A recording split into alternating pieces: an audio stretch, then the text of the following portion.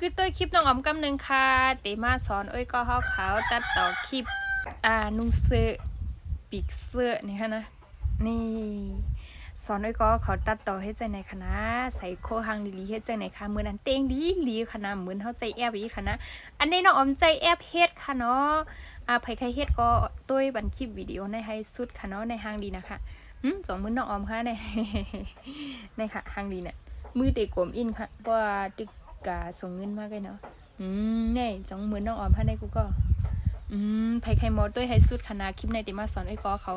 เฮ็ดในคณะใครนุ่งโคซึ่งคือก็ไล่ค่ะเนาะพี่น้องเนาะด้วยจอมคลิปในให้สุดค่ะนักสุดก็เขาก็หลุดแอปอันในมาไลในเพจโตในคณะจื้งก็แต้มตามในเลยค่ะเด็กเขามาจำน้องออมคณะยาก็มาเลือกรูปภาพยาก็มาดี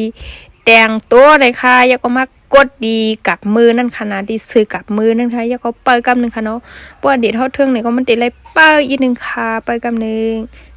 ดีมากยาวค่ะดีมากยาวค่ะเห็นเน่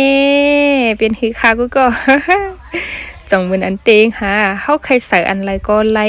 เจอไลฟรีเจอไลลายค่ะเนาะไลเสียเงินค่ะในนั้นนี่อันนี้ใส่ซื้อหลักเลี่ยนเนี่ยค่ะบนห้องนี่เขาก็กดเขาใครใส่ซื้ออันไรโค่นอะไรเนี่ยก็กดก่อนให้ไหนค่ะเหมือนอันเต้มันเป๋ใจค่ะพี่น้องเป็นคือค่ะอันนี้ก็ปล่อยนัวเหมือนอินนี่เฮ้เล่านะคะพี่น้องใครนุ่งอันไรก็ไล่ค่ะเนาะเขาก็การเลือกแค่พางเขาดีอันห่างดีลิ้นนั่นเห็นมาเลือกใส่โคนั่นขนาดเนาะก็เหมือนเขานุ่งเต้ค่ะเนาะเหมือนเขาแต่งเฮอิดค่ะเนาะเหมือนเขาเต้เอาค่ะเนี่ยนะไผเกียกก็จ้ามกะเฮ็ดด้วยค่ะง่ายๆค่ะเพราะว่าเฮามันทึกเนี่ยก็ไล่เรียบร้อยแล้วค่ะเนาะก็ด้วยโฆษณามันอีกนึงเนี่ยก็รูปแค่พังนั่นก็ดีกว่าอยู่ในฟวงเฮายาวค่ะก็ไม่เฮากดออกค่ะเนาะเฮาขึ้นมาด้วยแค่พังเฮาในมันก็มามีอยู่ในยาวค่ะเนาะ